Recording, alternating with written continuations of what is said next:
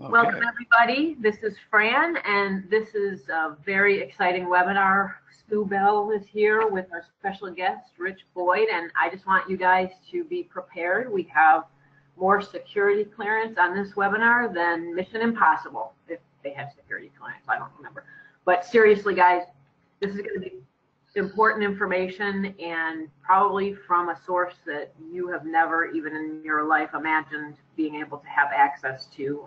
You've seen the movies that, where people are hired, hackers are hired to break into secure systems.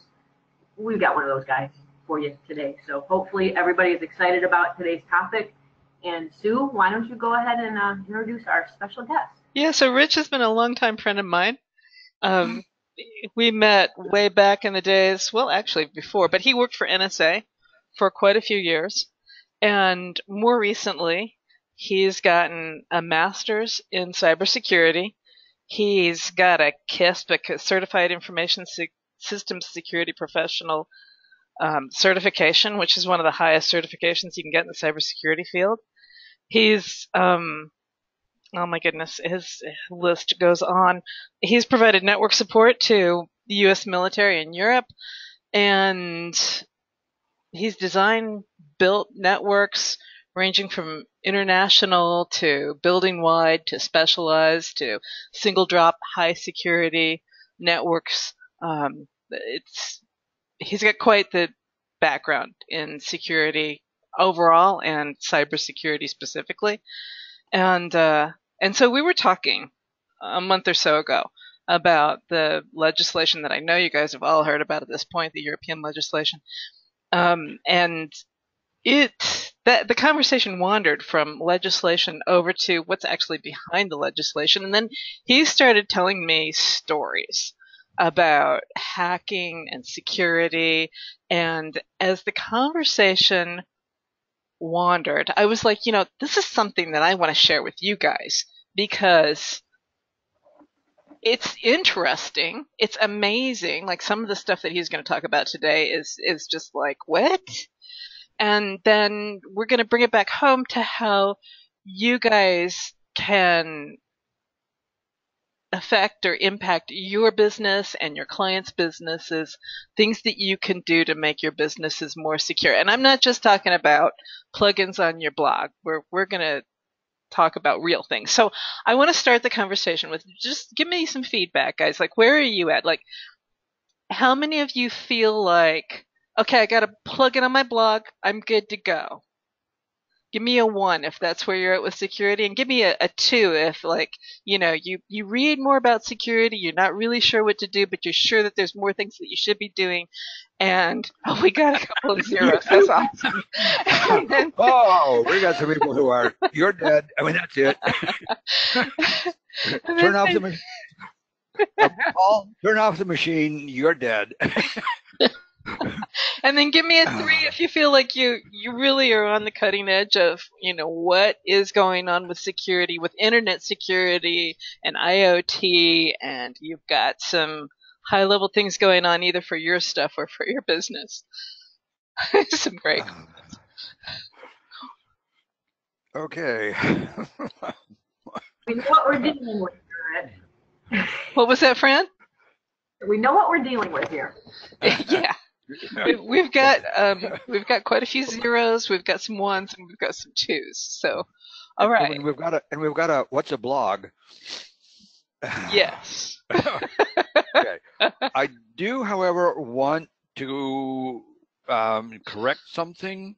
Sure. And that is, I'm not a hacker. I don't do the hacking part. But you're working on your ethical hacking. Yes, but I'm not but I just want to make sure that people don't think that I'm actually that I am a hacker, because I'm not. I can do scanning, but I can do other stuff. Blow my cover. People think I'm completely black hat and that I work on the dark side of the web. Like, don't take away all my mystique here. I don't work over there, and I wouldn't give clearances. Okay, so now that we've decided that you guys are, well, need some help. We're starting it. Well, that's more of a case of we're starting that training wheels. So we're gonna start this really simple. All right. So what is cybersecurity and why do we care?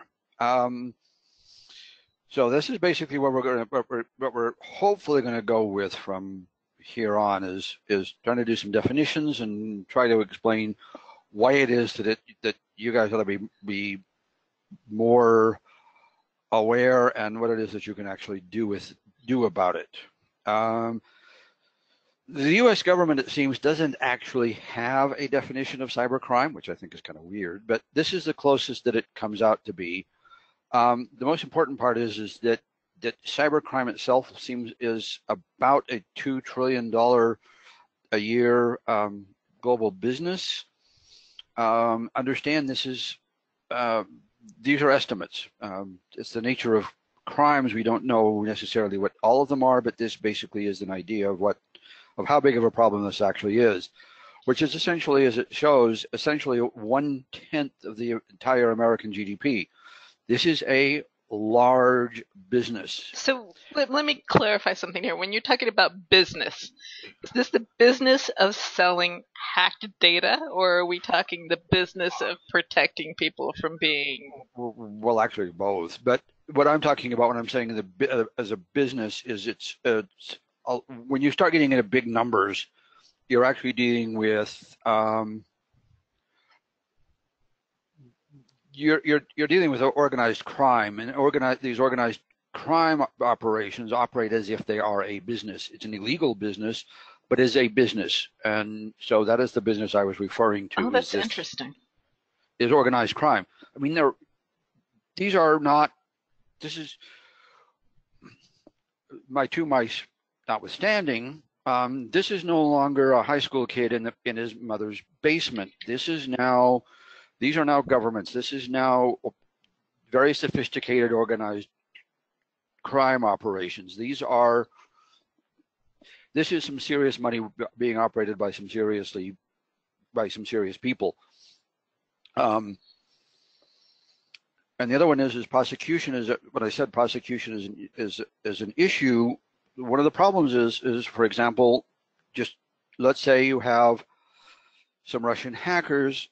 They take over a server in, say, the Netherlands, and then from there they take over another server in, say, Hong Kong, and then from there they launch an attack into a site in the U.S. And manage to steal credit card information. Okay. Okay. Purely theoretical. Well, the problem now is where are you? What jurisdiction are you under? Well, the actual hack took place in the U.S. So is it under American jurisdiction? Is it under Hong Kong jurisdiction because that machine was taken over? Is it under Dutch or European jurisdiction because they also used that one? Or since the criminals are actually in Russia, is it under Russian jurisdiction? And how do we get all of these people to cooperate and possibly extradition treaties from Russia to the U.S. to be brought up on trial on an American crime? And it becomes a real serious problem because it becomes a point of international. It becomes an international incident. I mean, and some serious diplomacy is end up being involved.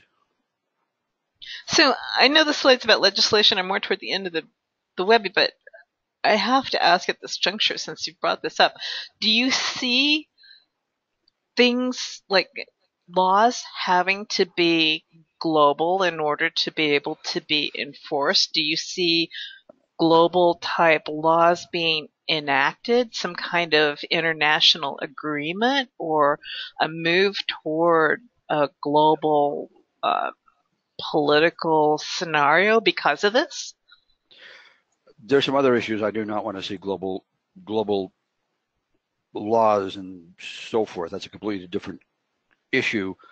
What it is though is there are a number of countries who are under negotiations and actually they're not formal treaties, but they are reaching agreements as to how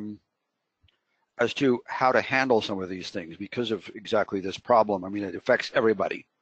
It's not just our problem, because, if you're, it's okay, I could have been, should have been just hacking an American credit card. I could be, the guy could have been hacking, he could have been hacking a Dutch site from the Americans. And so it's actually in everybody's interests to cooperate as far as how do we handle this.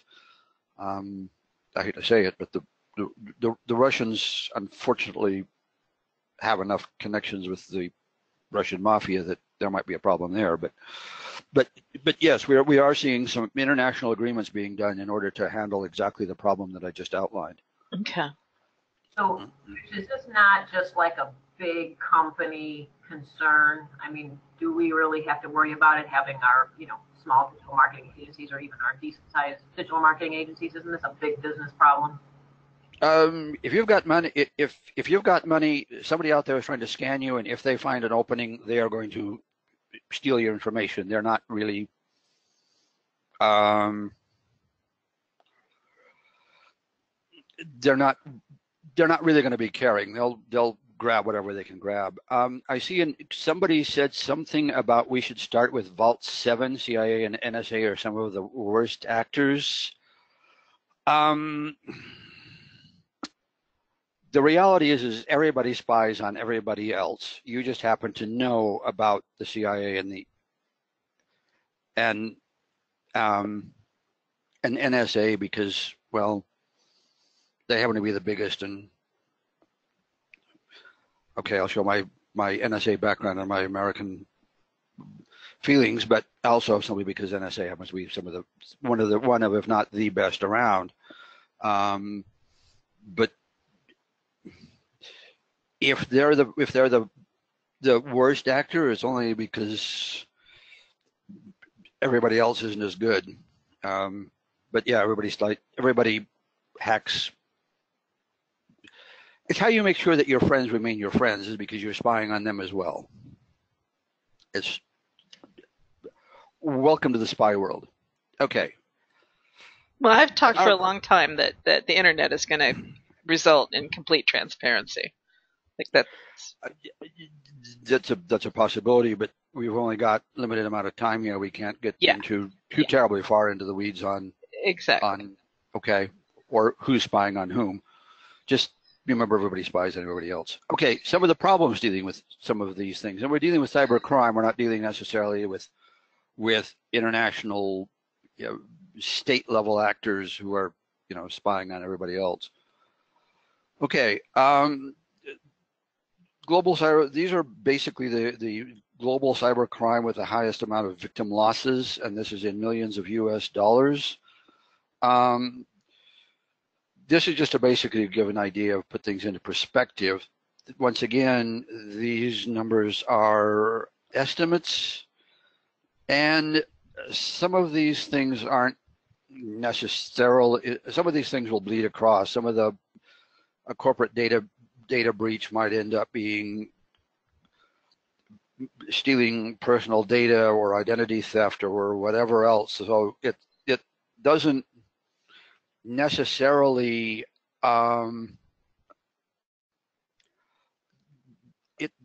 things don't fall into nice, neat little pigeonholes. And somebody asks, is confidence an old-fashioned con? Well, try new-fashioned con, but a lot of the stuff operates the same way that con men have been operating for as long as there have been con men. Yep. What's BEC and EAC? Those were the ones that you looked up last night. That was the had to do with email, right? Yeah, those were email, whether it was business or individual email con. Once again, it just gives you an idea of what kind of numbers we're actually dealing with out there. The other one is once again, it says 5 times of cyber criminals. Well, and once again, cyber criminals don't necessarily fall into these nice, neat little pigeonholes either. Because, for example, a hacker might use social engineering in a spear phishing attack to install ransomware. So this just gives you an idea of what kind of criminals are out there. It's more just for, in this case, give you some idea of what's being done. And another example of what kind of crimes or cyber attacks are out there. Unless you're in the business, you really don't need to get too terribly involved in specifics here. But the nature of cyber crimes. Okay, these are some types. One of the biggest, the number one threat to the cyber threat to your organization is an insider threat. It can be anything from a Snowden type of attack where he steals all of your proprietary company data and puts it on a thumb drive and walks out as he's possibly being fired, to somebody who just wasn't paying attention, and he accidentally installs a ransomware attack. But it's still your number one threat is going to be your own employees. That's your number one threat. So guys, don't just think of what he's talking about here as far as your business. Think about your clients and the corporate businesses that you are taking care of. Yeah, I'm just putting this as general. I'm not sure exactly the specifics of exactly who all I'm talking to, but your insider threat is still your number one security threat. Now, quite often the threats are being broken down into three different types. Once again, they don't necessarily break down into these nice little pigeonholes, but one way to look at it is those who want to destroy things. So, okay, so for example, a distributed denial of service attack. Those who want to steal money, so stealing credit card numbers, or those who want to steal information. So, for example, stealing trade secrets. Once again, you can get things that go across these lines. For example, you can actually rent a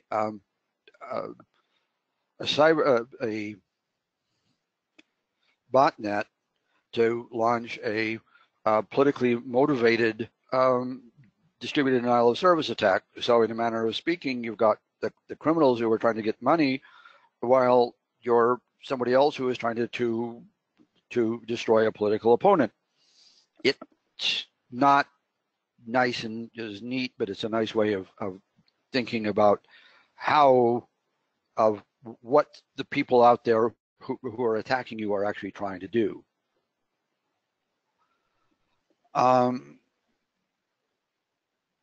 So once again, another type of attack mode, just to put things once again into some kind of perspective. We're trying to get, okay. On the previous slide, that was specifically more towards small businesses, right? So, so where you've got web-based attacks and phishing as being some of the larger attacks towards small businesses as opposed to businesses at large. Okay, yeah. And then we've got attack by cost of attack by type. Once again, these things like a phishing attack can be a social engineering, could install malware, and so they don't. It doesn't as neatly fall into these pigeonholes as you might think. Also, this is only 7 countries, and the new European legislation is GDPR, and it requires businesses to report data breaches as soon as the breach has been discovered. So the European countries are probably going to show quite a bit higher numbers here shortly, because they're simply going to be forced to actually admit every time they have a data breach. And then this is giving an idea of how long it takes if you do get hit, and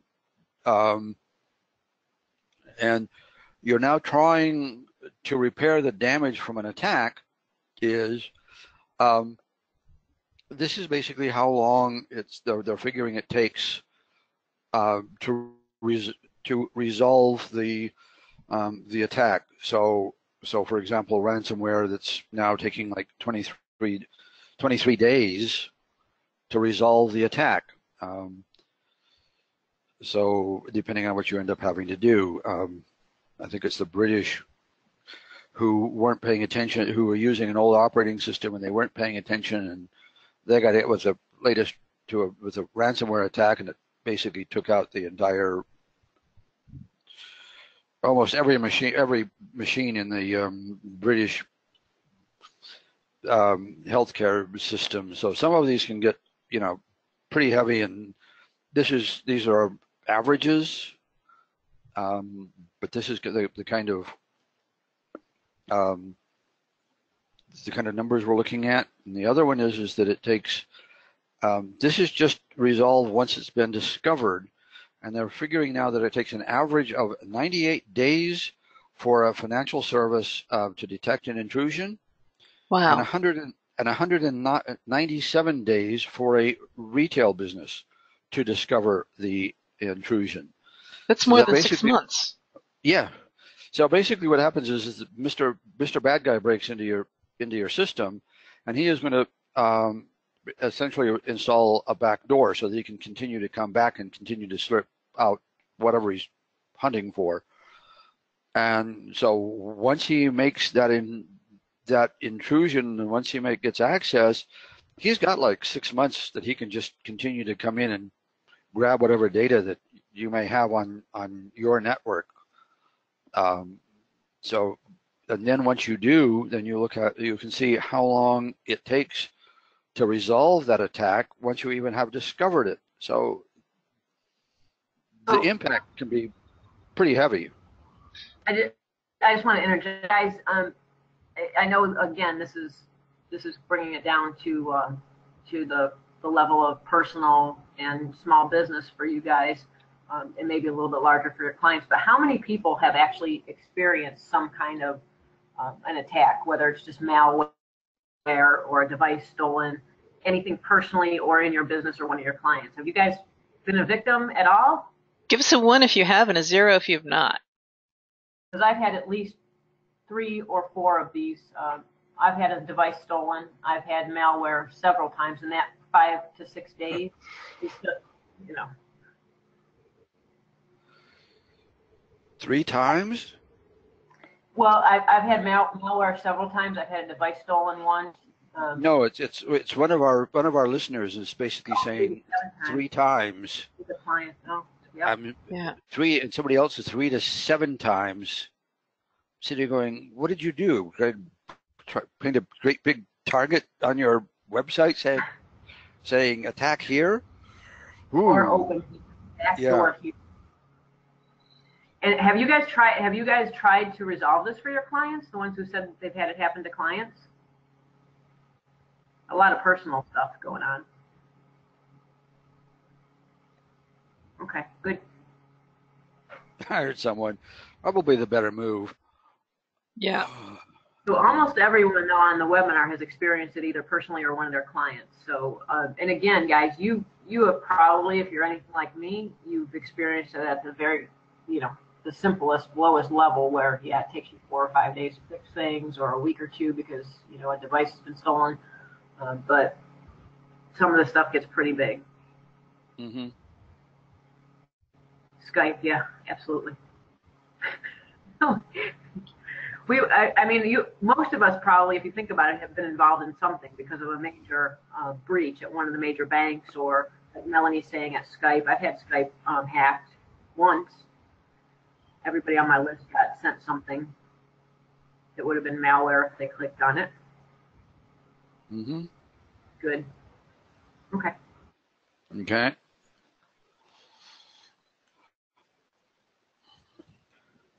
Come on. There you go. All right. And then research says that on average, 83% of financial companies suffer over 50 attacks per month. Let's do 44% of retail firms. Okay, so that's the number of attacks. And you see the quote from the IRA. Well, this is basically the same thing. As defenders, we have to be successful every time. Those attackers only have to be successful once. And so if you've got 50 attacks per month, eventually somebody is going to get through your defense. It's simply a matter of time.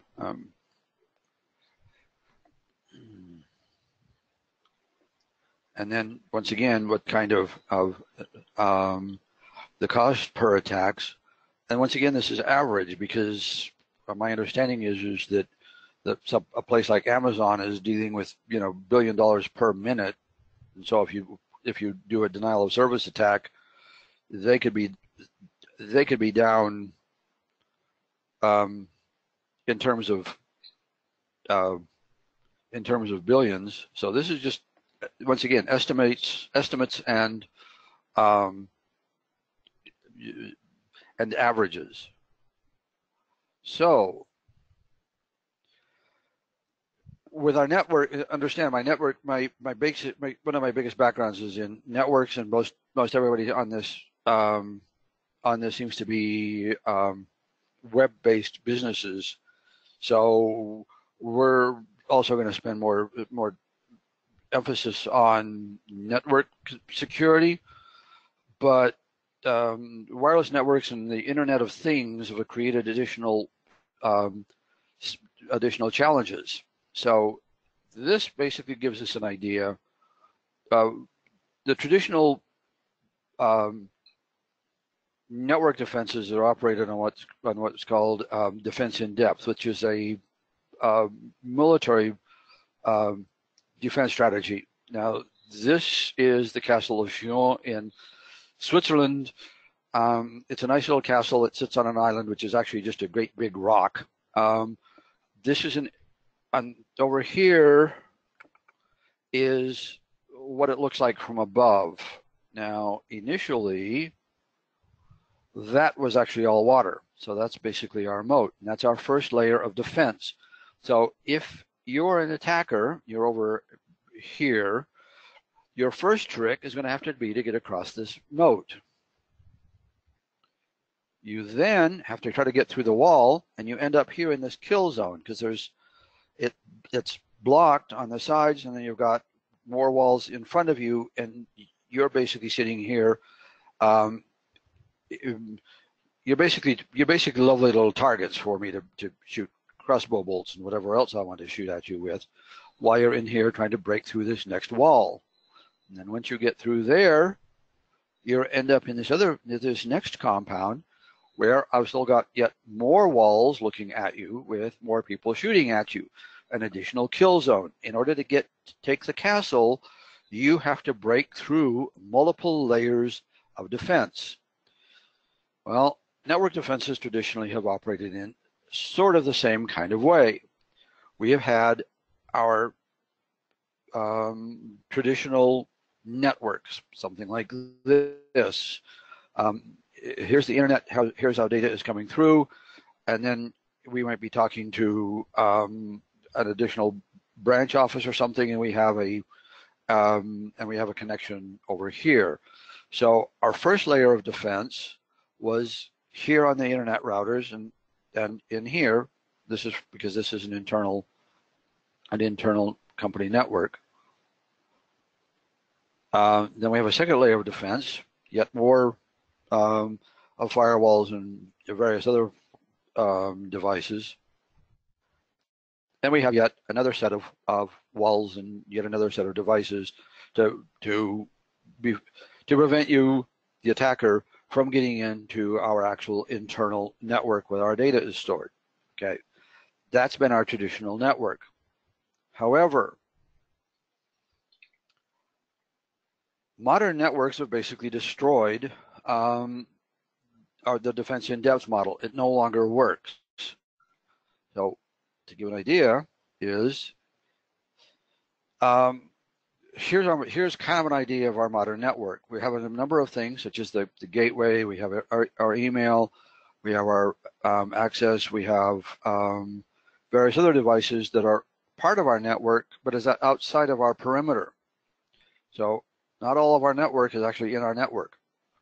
We also have additional networks, such as our mobile devices, such as smartphones and tablets and whatever else we might be carrying around inside of our network that actually aren't part of our network.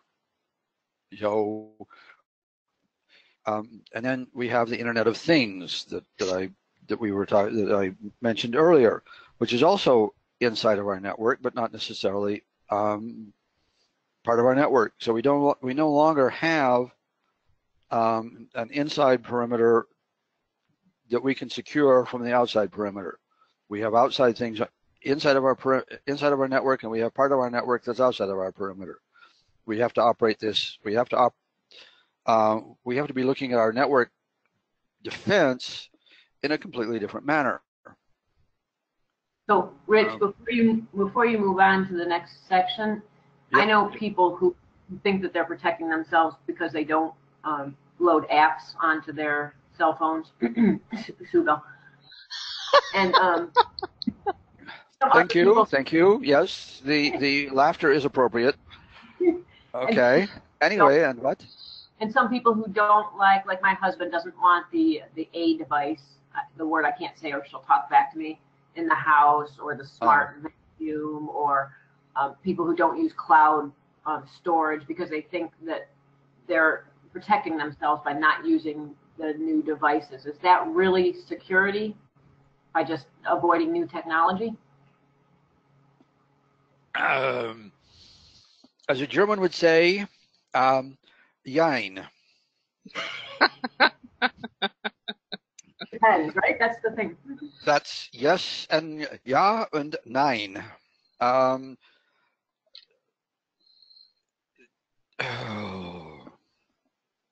can't really live like that. There's just no way. The problem, you asked a nice simple question that doesn't have nice simple answers. Your cell phone is simply going to be a vulnerable attack surface, and there's not much you can do about it. There are virus scanners that are and sort of things that are available for it, and which you ought to be taking a look at and ought to be doing something to try to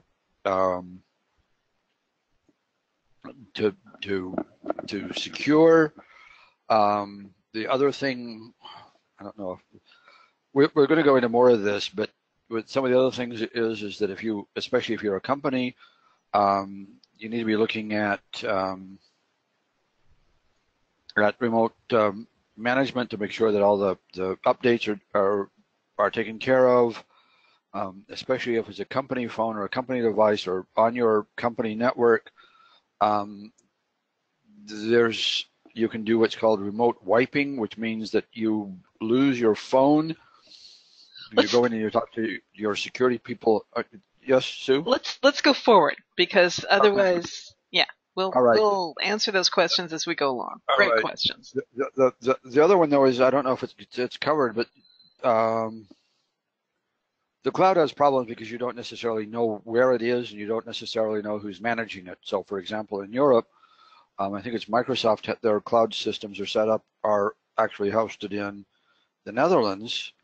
So it's, they say, well, yeah, but it's run by the Europeans. Well, yeah, sort of, except the people who actually do the administration on the thing are actually out of India. So do you really trust those Indian subcontractors, and what's the security on it? And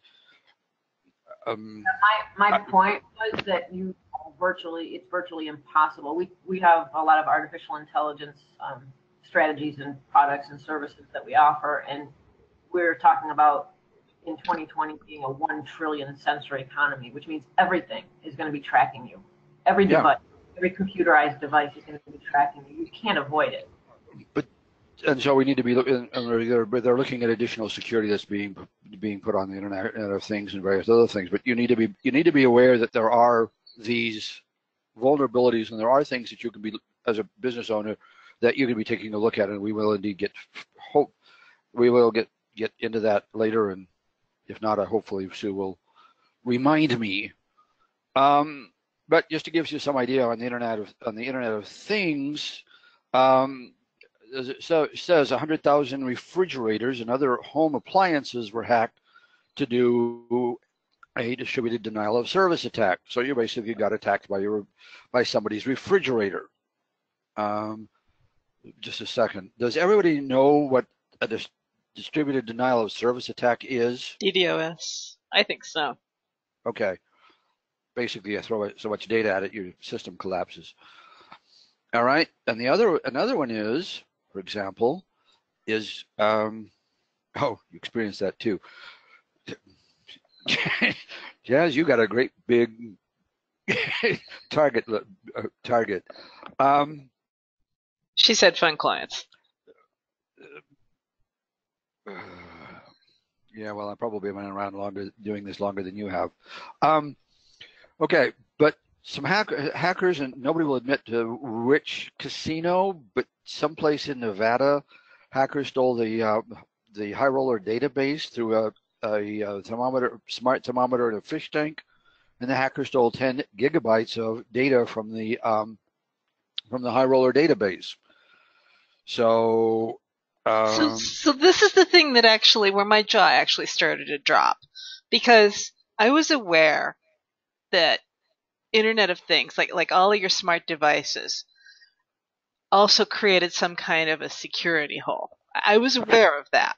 But the idea that you could come in through a smart thermometer and access a database because they were on the same network, that's where I started to go, oh, holy shit. Because think about it, like how many stores do you walk into these days that don't have some kind of a smart device? And if they don't have a smart device today, they're going to have a smart device in a year or two, right? They've got cameras, they've got smart cash registers, they've got, and if you look at the new Amazon store, like the whole store is smart, right? The one where you can walk out the door without having to actually stop by a cashier.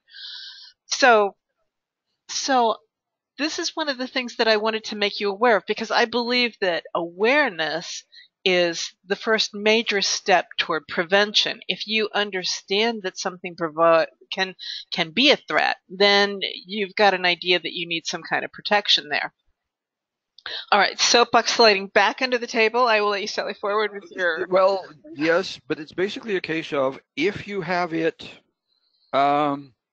if it is attached to your network, it is a potential a potential access point. End of story. Right. That's just all there is to it. And they're not putting nearly as much security on the worrying about security nearly as much, because they're, among other things, they're trying to keep the prices cheap, and security people are expensive. So the question is now what can we do about it? And this jumping off the roof or a is tall bridge. Not the answer, huh? Or a tall bridge. Or a tall bridge, yes, but or just giving up and turning all your computers off and going back to stubby pencil is not necessarily the solution either. I was voting for a big plate of brownies and crawling back into bed, pulling the sheets over my head. Forever, yes. Okay. I just want to point out what Sue has taught for forever. When you find a huge problem in the marketplace and you have a solution, then you found yourself an opportunity to be very profitable and very in demand. So just keep that in the back of your mind. So with that idea of the only factor, that is why we are bringing you this presentation today. Well, also to protect your business as well, because in actual fact, when she says here's the solution, whatever is my master's thesis, I actually dedicated to all the hackers and script kiddies and hacktivists and so forth that are basically giving me future employment. So anyway, so what is it that we can do? All right. there's vulnerability scanners. Vulnerability scanners, there's things that, one of them, for example, is called Nessus. They can be pricey. You don't necessarily want to be able to run this. That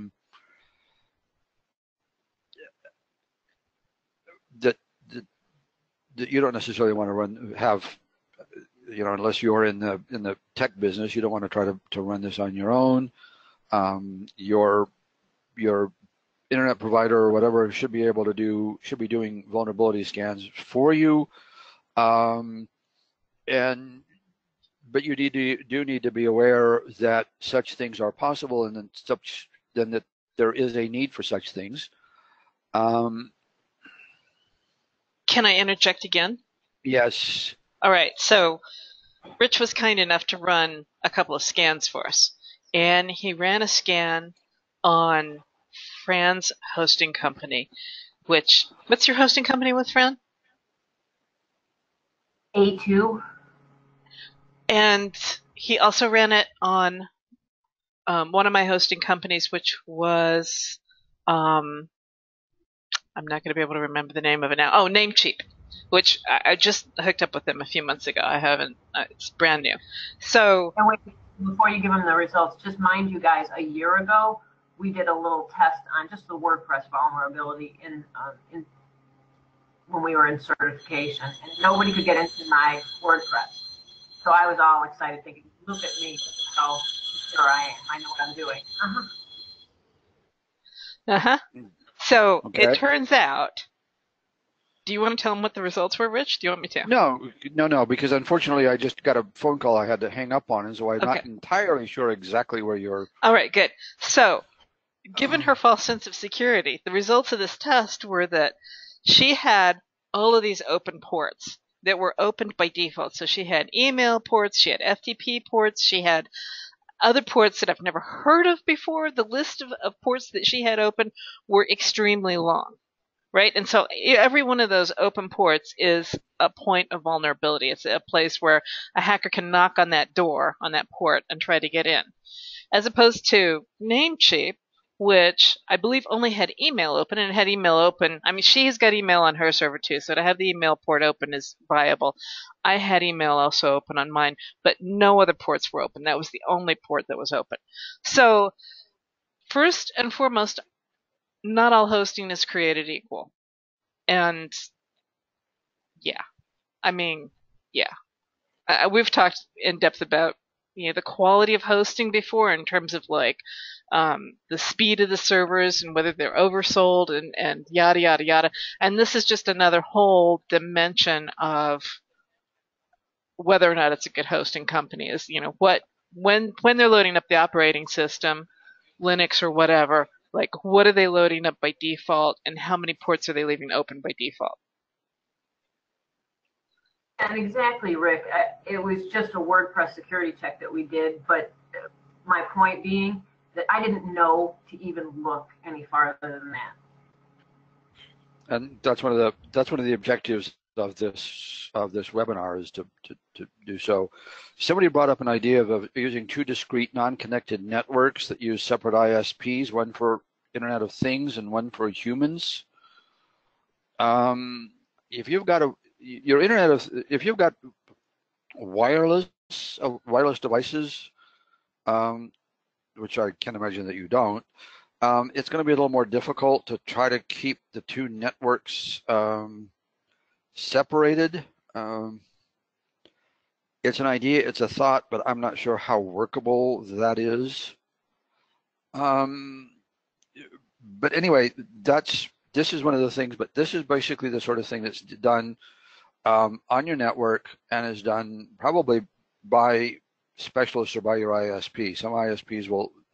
Sue had an ISP that was doing some kind of vulnerability scanners for her.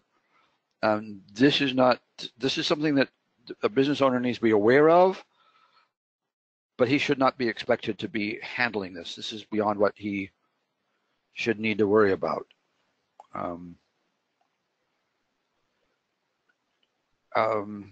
I've got some good questions that just came up as soon as I can. let's see. I'm gonna put my glasses on so I can actually read them. So how do you find out how many ports a hosting company has open or how much security they have? And then somebody says, how do we ask the right questions of hosting companies before we choose the most safe conscious one? And essentially, they're the same kind of a question. Both of these are simply a case of that way you are aware that you have to close down understand these ports don't actually exist, but that you have to close down every port that isn't actually in use. I don't have that option with my hosting company. Well, yes, but you have to be asking them about it and saying, and then when they, and asking them what kind of vulnerability scans that they're doing, because as soon as they do one, they are going to tell you what ports are open. Okay. It was on your scan. You may not have known how to read it, but it was there. And that was one of the. But that's the kind of when you're asking about how much and so forth, is to ask what kind is. These are questions to be asking of what kind of vulnerability scans do you have, and how do I check which to make sure that that only the necessarily ports are being done, and these sorts of things. But that we'll get into it later. But as you pointed out, being a security awareness is probably one of the better things that you can actually be doing. Okay, but as far as business owner actions, best practices of strengthening logon procedures, and that's in terms of passwords, passphrase versus fingerprint or card or token. There are ways to crack passwords, and our usual passwords have some real vulnerabilities because they have to be the kind of thing that us humans can remember, or they have to be stored someplace, and it's becoming a problem of when we're expected to change them. Do we actually change them, or do we just modify what we've had, so that once the hacker figures out, if he hacks it once, he'll just he'll know, oh, I'll bet he's changed this, or I'll bet he's done that, and probably can get in that way rather than having to run through everything. Passphrases are easier for us humans to remember, and they're also longer, so it's more difficult to crack it. But more and more places are going towards other forms of security procedures.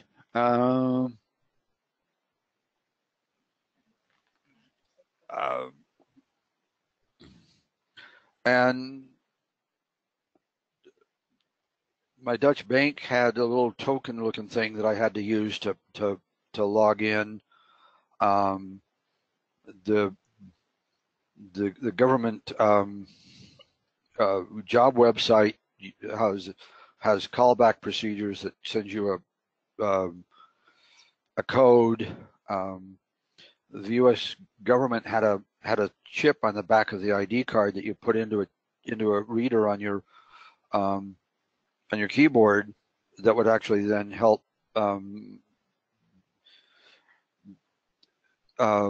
verify you. So we're moving in ways that we're moving past the old username and password, solely because it's being found to be vulnerable. And I don't care what kind of machine, especially if you've got laptops. There are ways to encrypt an entire hard drive. It obviously makes it more difficult for bad guys then to steal your machine and find out what's in it. And so there's various things there. There's constantly patches and upgrades and new antivirus signatures are being put out like every week, and they need to be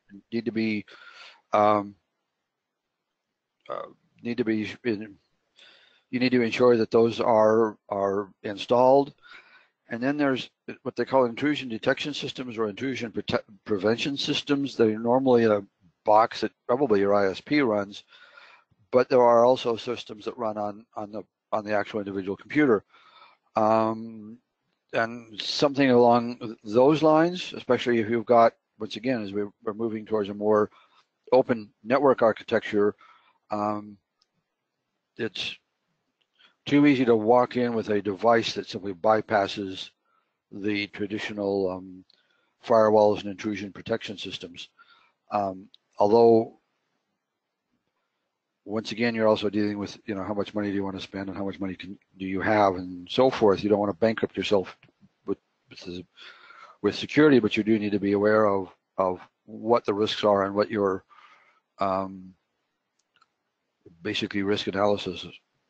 So Once again, before you move on to the second part of this, are you saying that basically a business should have like a standard operating procedure kind of a thing where, they decide how frequently they're going to change passwords and encrypt drives and just like, have a basic concept of what they're going to do as a business, and then like have it seemed like somewhere we covered personnel training, but I don't remember where that was. I know that's on the next slide. Sorry, it probably is. There's what the industry is referring to as policies, procedures, and guidelines, and yes, that sort of devices, those sorts of things do need to be listed in there.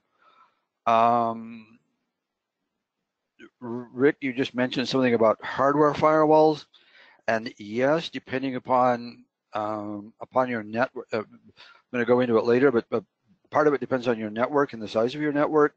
A good chunk of your firewalls, your hardware firewalls, are probably going to be done with your ISP because he's going to be your single point of access. If you've got, with modern, I think it's Google has actually done away with firewalls entirely because it's too easy to just walk past them. Right, it's a mobile device. And they're just, there's some really nice firewalls out there that do some really nice things, but they also have a really nice price, and you don't want to. I don't want to bankrupt the business while they're trying to secure the business. So you've got to. It's kind of a case of, hardware firewalls could be useful, but it needs to be taken into account the size of your network and the size of your budget.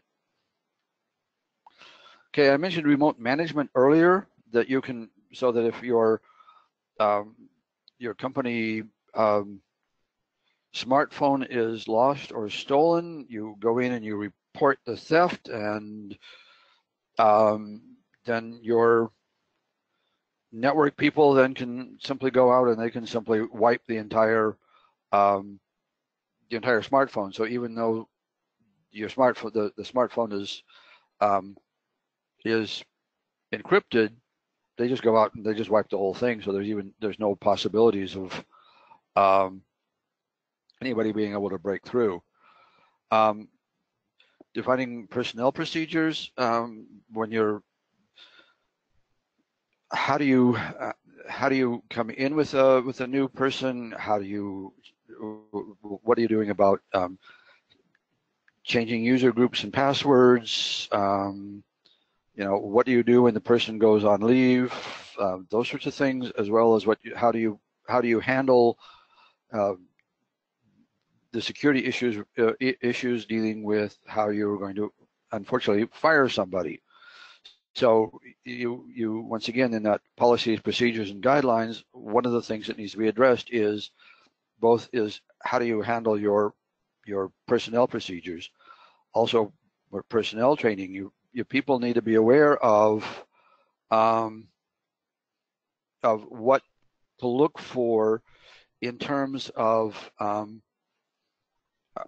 phishing attacks and so forth. There's actually companies, one of them called Go Fish Me, that actually launches phishing attacks against your people to see whether or not your people are aware of what it is that they need to be looking for not so that they don't get hit with an actual phishing attack. But I mean, once again, that's more money, but it depends on how once again the size of your company and How so forth. vulnerable. Yeah. Yeah, well, once again, if you're a mom and pop operation, you simply don't have the money for that kind of thing. But your people do need to be trained as to what to look for. You don't pick up a thumb drive in the parking lot and stick it into your company machine. What? Guys, a lot of this stuff is going to go to liability. So if you've got your procedures in place and something happens, you've got at least a better shot of defending yourself or your company or your client's company against liability issues. Now, I don't know if you're going to talk about that, Rich, but I wasn't. But there's a hacking conference in Las Vegas every year called DEF CON. And supposedly in DEF CON, they go out and they scatter thumb drives out in parking lots just to see how many people they get to trick into putting them into computers, and they end up with an amazing number of people who actually still fall for it, even though people have been trained for however long not to do that. Actually, at a webinar about cybersecurity, and they still do it. Mm-hmm. Well, I mean, they scattered around. I don't know whether but they scatter around Las Vegas. I mean, DEF CON, you turn off your phone because otherwise it's going to be hacked. It's just DEF CON.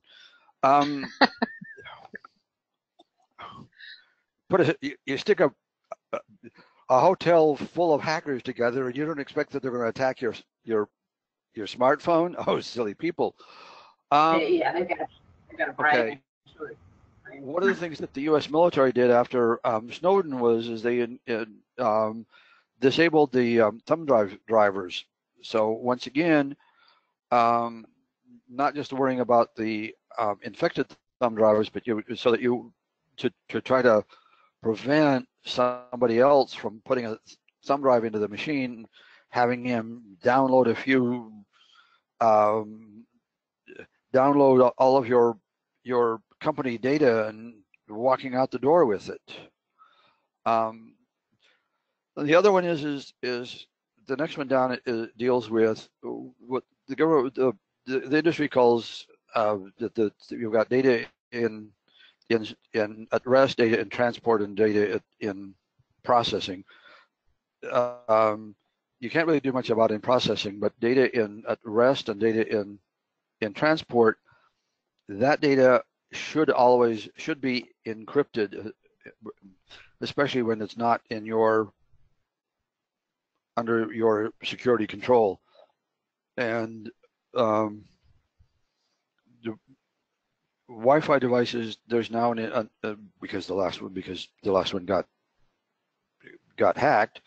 The new standard is WPA2, and you need to make sure that we're moving towards WPA2, so that you've got better encryption. So now you've got encrypted. I'm saying you need to have encrypted hard drives, but now you also need to be encrypted.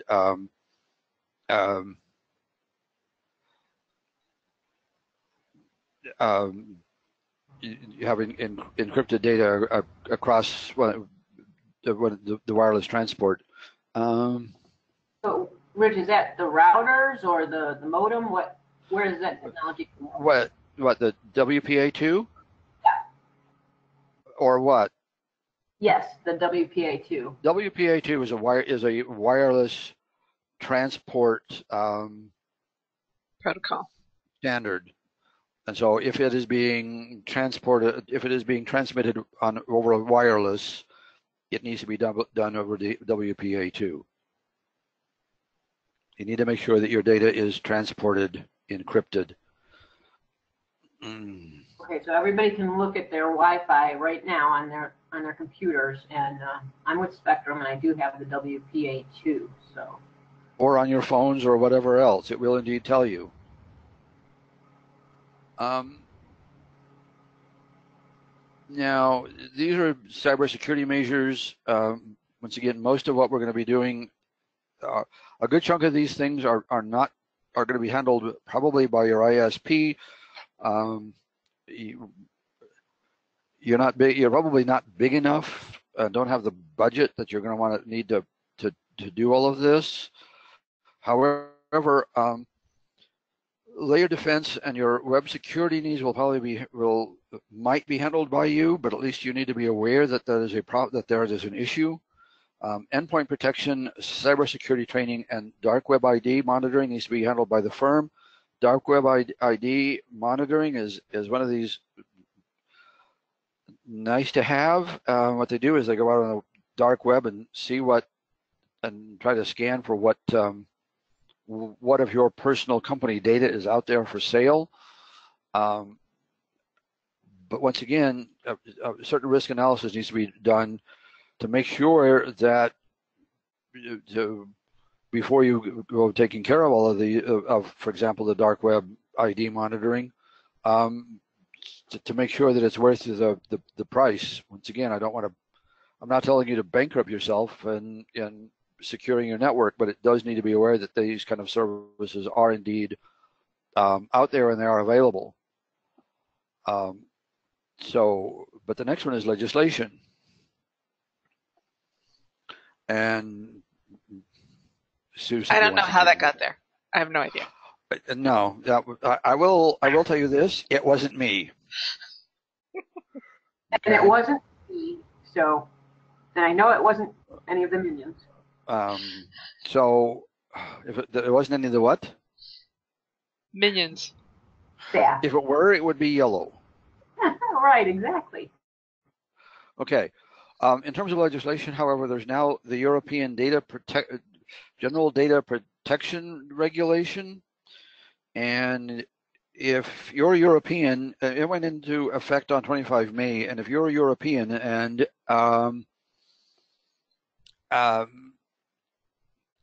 yes, we have been hacked regarding the world domination. You are correct, Rick. If you're a European company and you aren't yet in compliant with GDPR, it's too late. You're dead. The worst part about it is that if you get hit and you don't report immediately, but if you get hit with penalties, they can be pretty harsh. They can be pretty heavy, as you can see by 2% of a company's global annual turnover, or 4% of global annual turnover. We're not talking about just business done in Europe. We're talking about the global. So it can get pretty ugly. However, so for example, one of the ways that the Americans have handled it is to come up with this kind of an error message. This was sent to me by a friend of mine in Europe, and this is one way. They've simply blocked all incoming requests from Europe.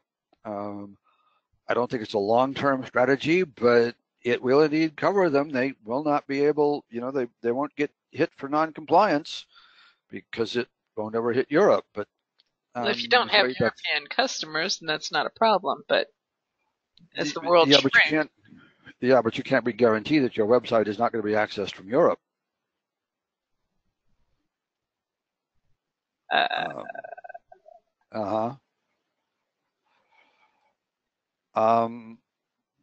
Why should you as an American care? Because you're not under their jurisdiction. Part of the problem is deals with it deals with any data that's stored in Europe or any European person. So even though your company may be strictly American, if you're having anything dealing with anybody who is in Europe, what about foreign visitors or guest workers? I'm not really sure. I think actually when I was living in Europe, I think I actually fell under this, but I'm not. It's a good question, and I'm not entirely sure because I'm not really an expert in GDPR, and I never really cared about it that much. But that is indeed a good question. talk is that they're looking at ways to enforce it. So it's, it's obviously not, they don't know yet, but Yeah. obviously something they're going to address. But it says it again covers anything from personal data of a European or personal data of someone in Europe. The problem is that the European definition of personal data includes even just your name, your address, your email, as well as what we would consider to be our personal data. And so it's pretty much everything. One of the big ones, though, that it covers is a right to be forgotten, and I think we're going to go into that on the next one. Okay, but if you take care of the sorts of things that we've covered previously under best practices, you've pretty well covered most of it. The only thing that you've got left that's unique to GDPR is the right to be forgotten, and that is when if that personal data is no longer needed, that personal data needs to be deleted, not just deleted the way that Microsoft likes to delete things, which is just to make it so they can't be found anymore, but to be completely and totally deleted. Yes, and you're right. You are correct, and the right to correct. Good luck with that. Okay, yeah, it's an EU regulation, and quite often the EU regulations and reality are not in the same dimension. I'm just trying to tell you what the laws are, not necessarily what the reality is. But it needs to be totally and completely deleted, and that's the biggest addition to what else we've already covered in terms of best practices. So it's got a thing. You should have an option on your form when somebody unsubscribes that they can request to be forgotten too, right? Yeah. If you've got that data and they say, to delete me, you should have them completely and totally removed from the CRM, vaporized. Yeah. So okay. So as summary. So before you wrap up, there were some things that I wrote down that I want to ask you questions about, but I didn't want to interrupt the flow. Okay. So ransomware. Yes. You didn't really go into what we can do to protect ourselves from ransomware. Or is there any good solution for that? Yes. Understand, once you get hit with ransomware, you're basically done. The biggest thing that you need to do is pay them, hope they actually send you a decryption code that works, and continue on, because you're done. It's too late to worry about it now. What you can do this is kind of like a DDoS attack. Once you're hit, you're right. You're hit. You can't. That's just too late to worry about it. So okay, Rick suggests good backups. Is good backups the best thing we can do? That's one of the things. That's where we're going. I'm sitting here. There's a couple of things he said that I'm sitting here going, yeah, you're right.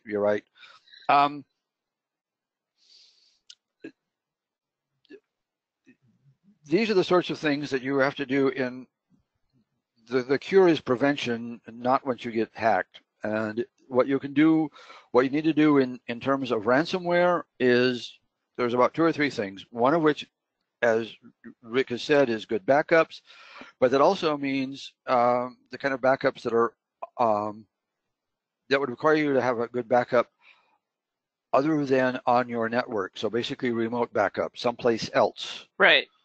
So that if your network is hit and you're blown away, it doesn't hit your file server. Right. All right.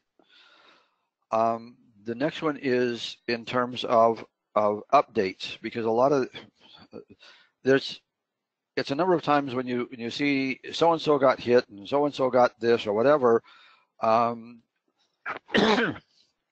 you realize that they didn't do their backups. They didn't do their updates or their upgrades. For example, the English healthcare system that was still using XPs.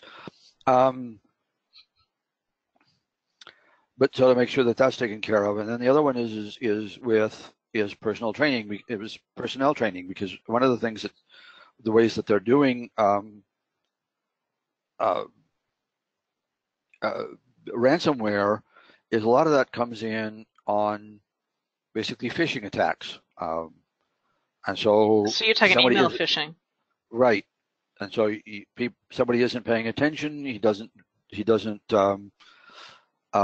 see that the site looks funny, or that the email address or whatever that looked a little off, and he hit the button accidentally anyway, and it loaded, and they got hit. So there's things you can do against ransomware, but they need to be done before anything happens. Yeah. So, a lot of software.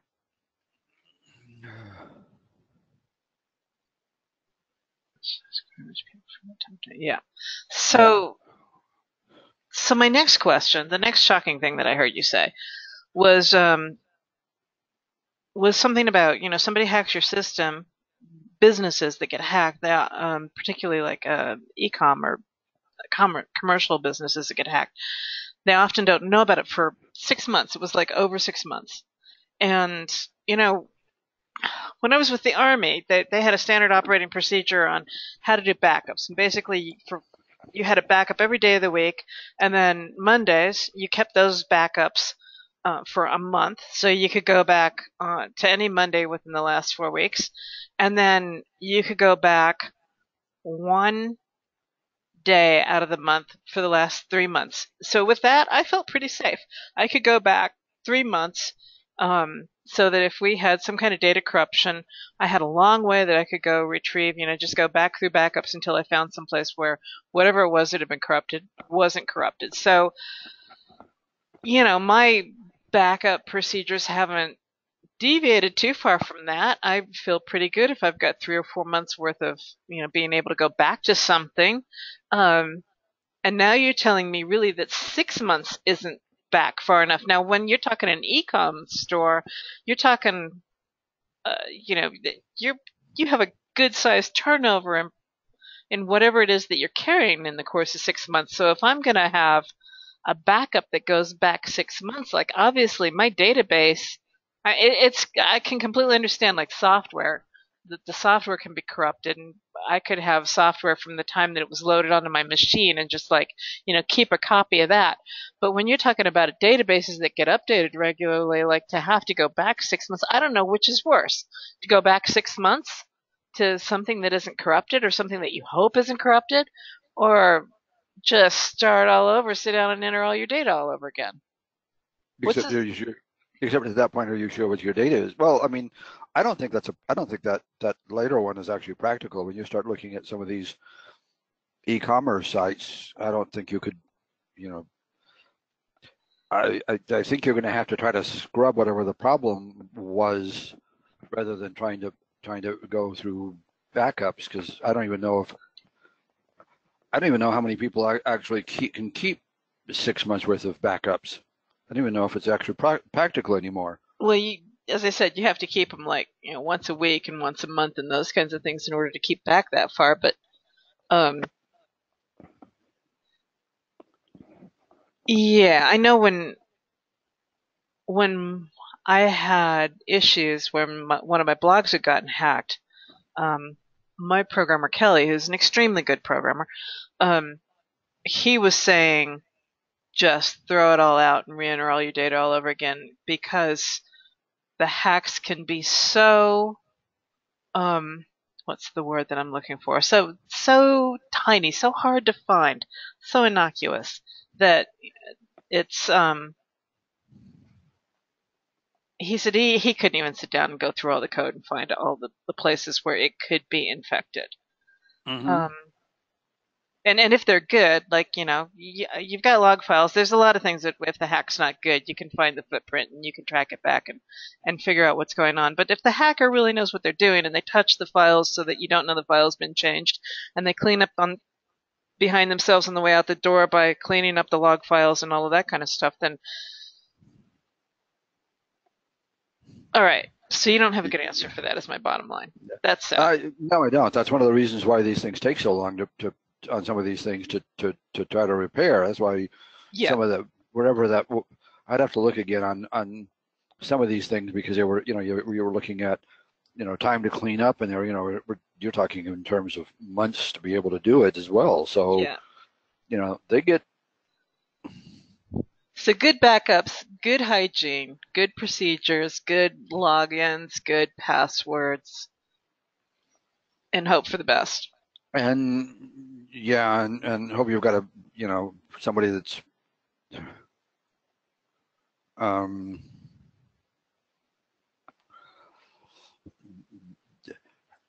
that you might want to talk to somebody who is a security person to kind of go through your particular operation, and hope for the best, because once again, Mr. Bad Guy only has to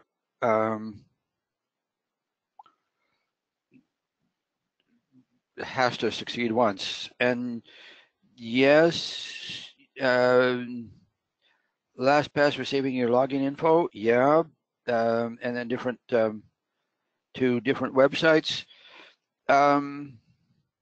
Okay. Somebody said something about compartmentalize your computer with virtual machines helps. Because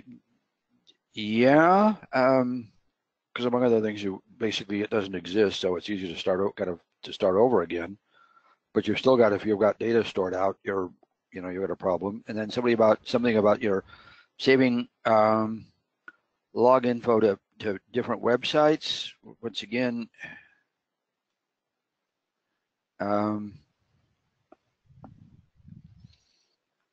he's talking about the LastPass for that. Well, somebody said something. LastPass. One of these things, I can't remember what it was. I thought it was LastPass who actually got hacked, which was, kind of embarrassing. And then, yes. But if LastPass gets hacked, all they're going to get is a hash, right? They're not going to actually get your passwords. Yeah, but you can still use the hash. And then Rick said something about secure shell versus telnet and SFTP versus FTP. Yes. Once again, that's along the same lines as everything should be encrypted, and FTP and telnet aren't. So in fact, the industry, as you would say, you ought to be moving to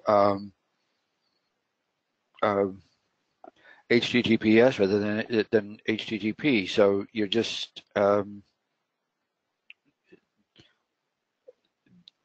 if you're transmitting data, it should be encrypted. However you're doing it. Are there more questions or anything before I hit the next? I don't think so. Yeah, I think we can go. We can, which I think is the last slide. What do you think? I'm assuming. Okay. Well. All right. The most popular cybercrime. What do you think, guys? Assuming, of course, we have anybody out there that's still awake. No, we got lots of people. Well, they were just chatting just a second ago. I said awake.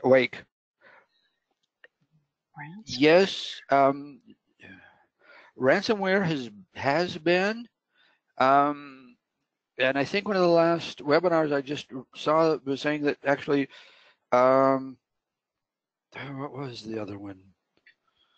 That might actually be overtaking ransomware, but ransomware has been a real, has been really popular because it's been very, very profitable. I'm not sure, I can't remember right off what the next one was, but yes. Oh, DDoS. Yeah, they're getting, somebody got hit with a 1 terabyte distributive denial of service attack, which they said hit a record, and then about a week later, I think it was a 1.9 terabyte DDoS. There's some big botnets out there.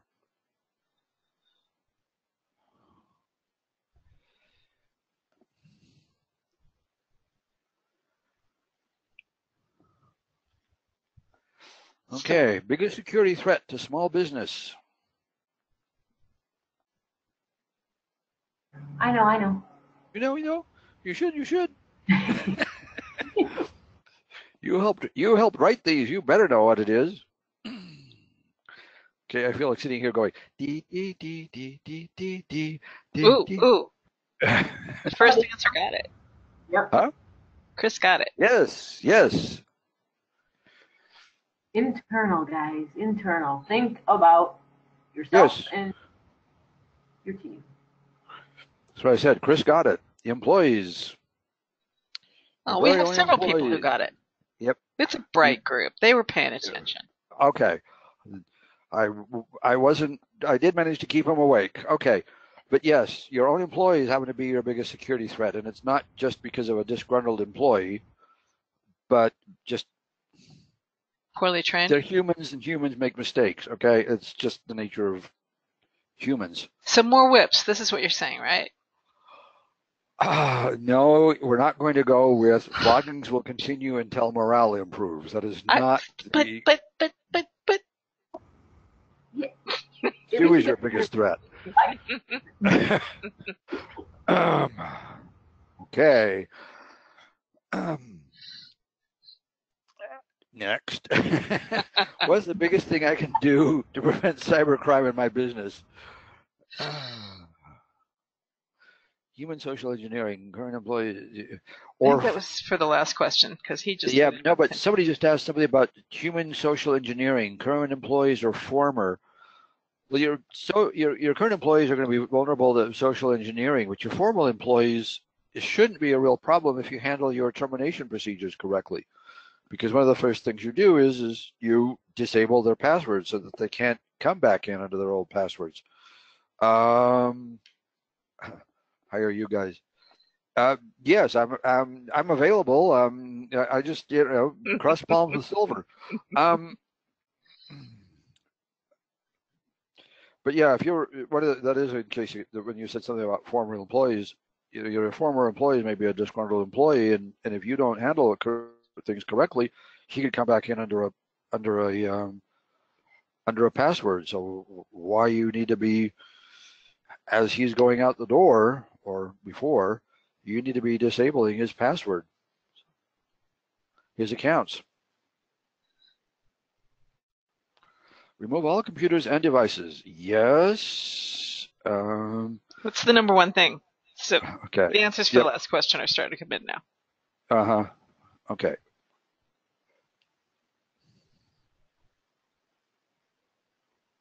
Still, most people are just afraid of Sue. So. Training. Actually, I think that's a good answer. Training actually is a good answer. It wasn't the answer that we were hoping for, but it actually is a good, viable answer. I didn't realize we were hoping for an answer. Well, you would hope for an answer.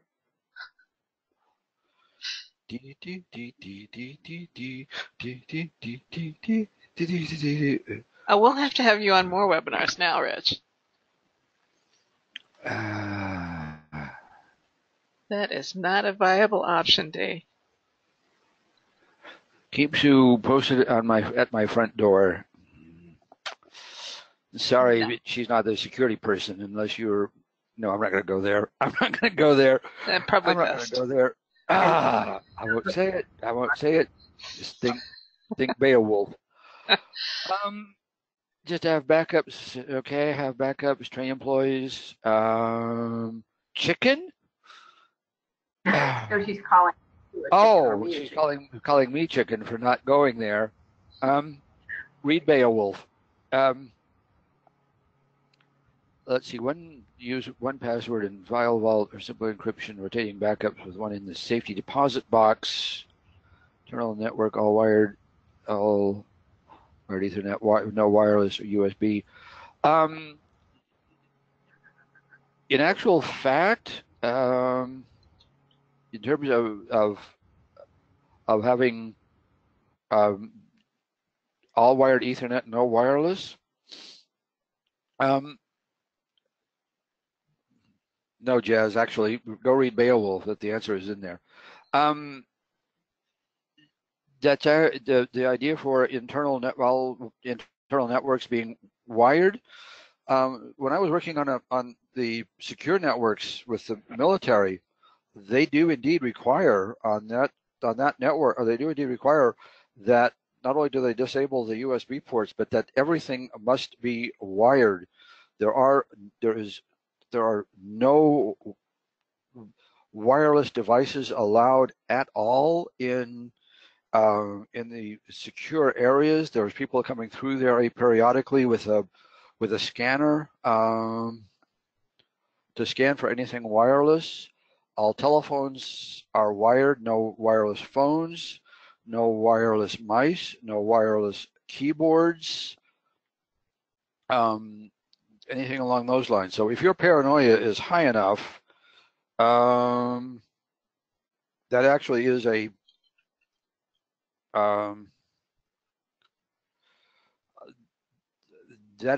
viable security measure. But that's a case of. But that's not going to solve everything, is it? I mean, you're still on network. There's no everything. You put locks on your doors. That doesn't mean that's not going to secure everything. It's just, but it will indeed. It makes it more difficult, not impossible. Is it the same kind of thing as like if you're in the woods and bushes and you come across a bear? I don't have to outrun the bear; I just have to outrun you. Mm-hmm. Well, and I mean, if people could get across the Berlin Wall, people are going to be able to get across your internet security. I mean, that's all there is to it. Yeah, make it difficult. One of the biggest things is that Sue and I were discussing, and one of the things that she was saying was basically awareness is to be aware of your problems. Oh, and something I didn't mention in the best policies is doing things like making sure that your computers, and especially like your accounting people or stuff, aren't sitting with their backs to the window, that somebody can be looking in and looking over their shoulders as to what it is that they're doing, or can simply be looking at it as they're logging onto their machines. Don't sit with their backs to a surveillance camera. There have been times when a surveillance camera got hacked and they just watched the username and password through the camera while somebody was logging in. That was cute. Those are awesome ideas. Okay.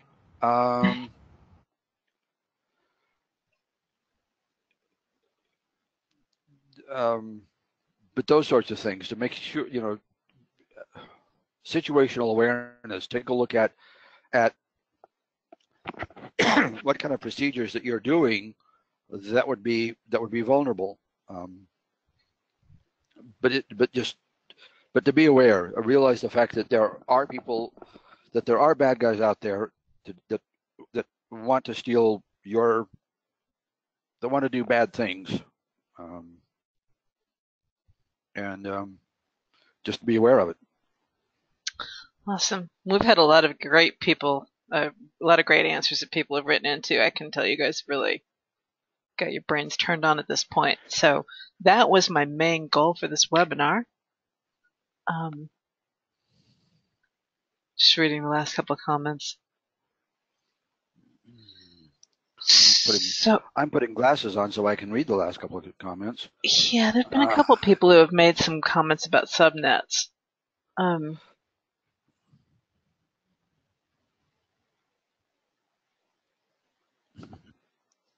Oh, that's nice. Well, thank Jess you. says, yeah, Thank Jess you. says we should have Rich come back regularly.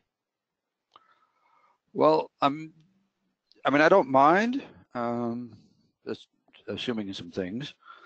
But it would also depend on, I mean, I shotgunned this thing out. This was a case of trying to hit as much and as many things as I possibly could, and then also hoping that I was hitting things that the audience was actually looking for. So if wireless devices don't need to the internet, put them in their own subnet. Yeah, but if you've got a wireless device that doesn't actually need, how many wireless devices are there out there that don't actually need access to the internet?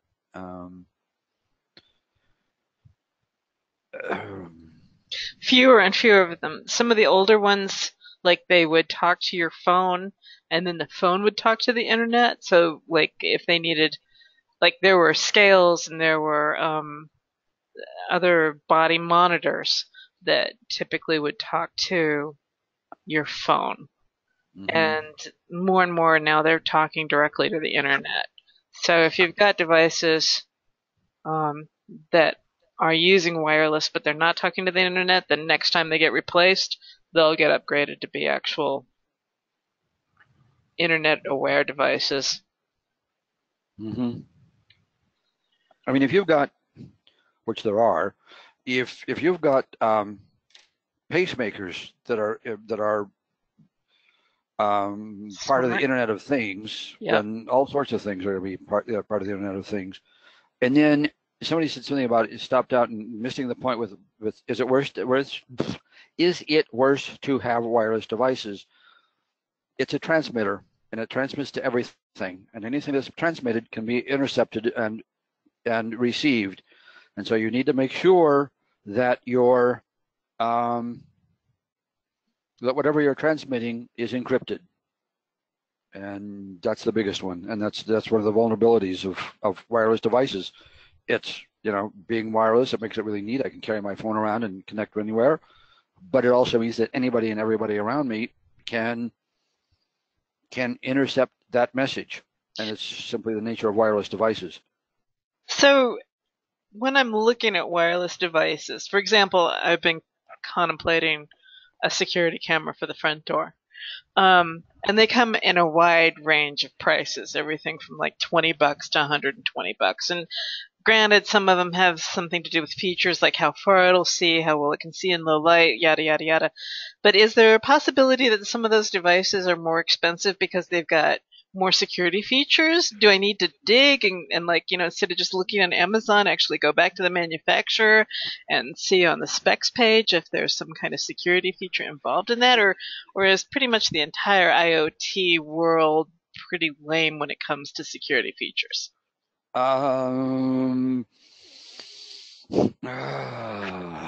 Yine. Okay. Again.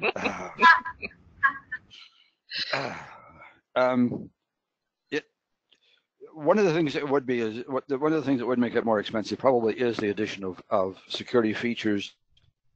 And once again, right now WPA2 is the latest encryption security standard. So I need to make sure that it's WPA2. Right. That it talks that talk. And that Right. should be in the description somewhere, right? I would think so. I can't imagine that they wouldn't. Okay. So that answers specifically your question, Sherilyn. But one of the latest big DDoS attacks was actually done with hacked security cameras, and so there Awesome. are. So it is indeed so knowing what kind of security is on the is on the cameras, and a number of these devices, of just devices period, have a default password that's the default password for every device out there. Right. You know, and so you need to kind of be sure to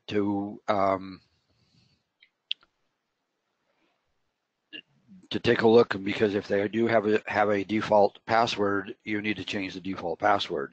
Right. And it's just only from experience. When I got our security system, there's a huge difference in the encryption levels to date than there were. The last security system I bought was 10 years ago before this one.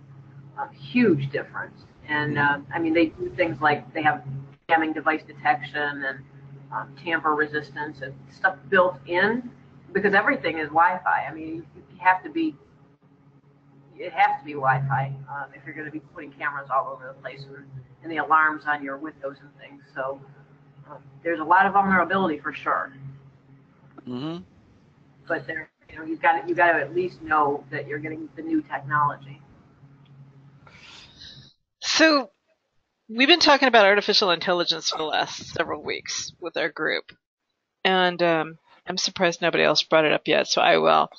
I do have one. I do have something to add based on a comment that's been made. If you're in the middle of a, so may I say something? Sure. Okay. A comment was made about a cheap Chinese knockoff does not have a profit motive for high-level engineering. Well, besides the fact that they like stealing things. This is a big oops story. The U.S. before Snowden, the U.S. government was using thumb drives. The U.S. military, and they put out a contract, and they got a really, really good deal on a whole shitload of thumb drives. A really, really great deal. And they were using these things all over to include on their secure networks. Oh no. Oh yes. I think you can see where this is going then, obviously. So somehow or another, they finally figured out that the reason why they got such a great deal on these encrypted on these drives was because there was an added feature that had been installed. Yes, feature that had been installed that was sending everything back home, and they figured that it was actually because that this company was one of those that had affiliations with the Chinese military, and so everything that the U.S. military was putting on those thumb drives was immediately then turned around and transmitted back to the Chinese military. So we basically paid for them to spy on us. That was not one of the U.S. military's better moments. That's awesome. Whatever happened to the idea that the U.S. military could only buy stuff that was made in America? It's been a while, especially since everything isn't. But yeah, that was not one of their better moments.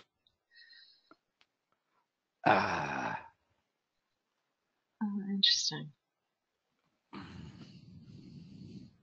So anyway, where were you wanting to go with this? I was going to ask about artificial intelligence. So for the last several weeks, we've been talking about artificial intelligence and how it's revolutionized marketing, and so I wanted to know what kind of impact has artificial intelligence had on security, cybersecurity, cyber warfare,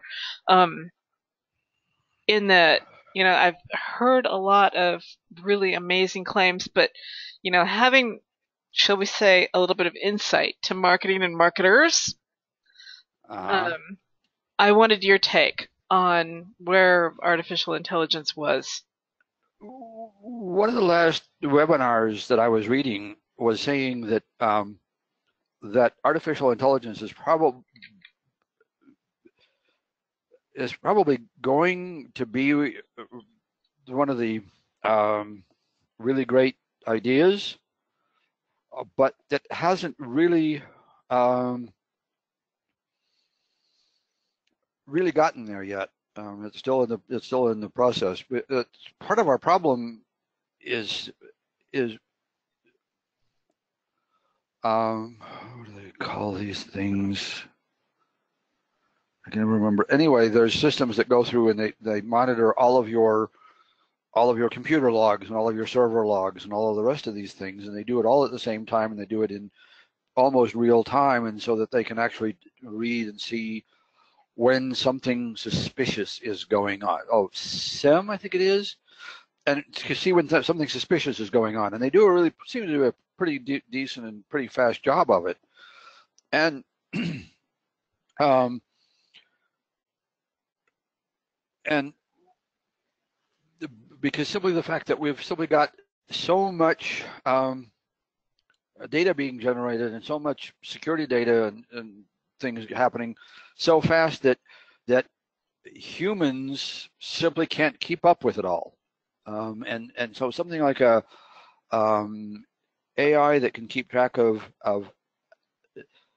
that can read the anomalies faster than humans can is probably going to be the way of the future, but we're not quite there yet. So in English, that's like, guys, monitoring behavior and things that are outside of the norm of behavior will maybe alert flags that maybe something's going on. But also, if we're using it as defense, you know that the hackers are going to be using it on their side as well. Well, yeah. Yeah, they're once again, it's a business. It's organized crime, and they've got some really the bad guys have some really good people out there. I mean, good in terms of very knowledgeable type people, not as in quality of person.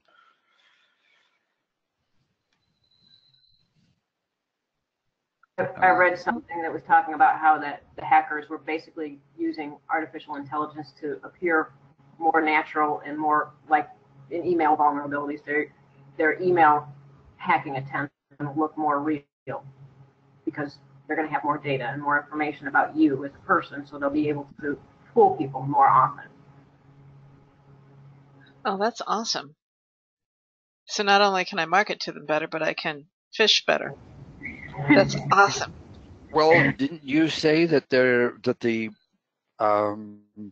what was it, the cheating sites were mostly machines and people couldn't tell the difference? It was a dating site. Yes. Yeah. Yeah, the bots on some of the dating sites are extremely good these days.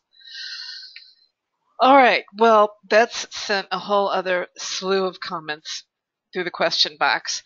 And this is getting, I don't want to keep you guys too long. This has been almost 2 hours already. Rich, thank you so much for your time. Guys, would you give Rich a big round of applause? Tell him thanks for being here and thank him for his time, and let him know if you enjoyed the information that he shared. And thanks to all of you guys. What's that? I'm just definitely glad he's on our side. Yeah, right?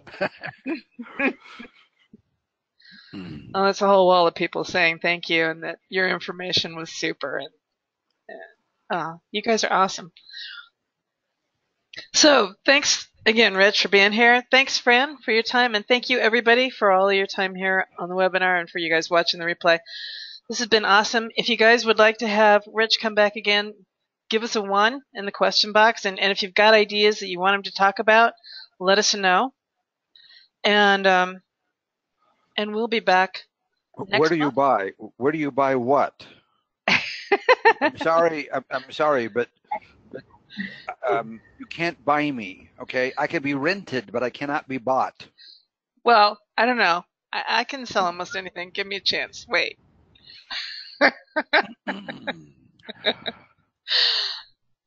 Now, if you guys are interested, that's a shame. Because if you're interested in Rich's services, Rich, you have a website, don't you? Yeah. What's your website? You should know. I know, made but it. I can't think of it right off the top of my head. Give me a second. Oh, he can't think of it either. That's really good. Well, I want to make sure. Guys, some of the people are asking about the vulnerability scan for your sites, like we were talked about in the beginning, where we saw all the vulnerabilities on mine. I don't know if that's a service you offer, Rich, but that, that's pretty helpful because all I had to do is go back to my host and say, hey, hello, fix this. Hello. Yeah. Well. All right. It's digitalcybersolutions.com. Yeah, just dropped it in the chat for everybody. So you can contact him if you want more information about something in particular. If you want to see if he can run a scan for you or something along those lines. I promise I don't have anything to do with the conversation there, so no, I won't sell him for too cheap. Um, what was it? The 16th Amendment makes that sort of thing illegal. What amendment? Wait, I didn't see that one.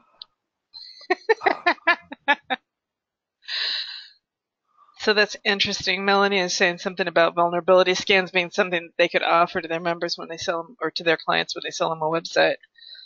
So we can definitely look into that. We'll talk, Melanie. Yeah. Yeah. So it's just, we'll take care of it. Mm-hmm. Exactly. Awesome. Thanks again, everybody. We'll see you back here next month. Same bat time, same bat channel. Have a great week. And Sue is somewhat batty. What? Thanks, guys. See you later.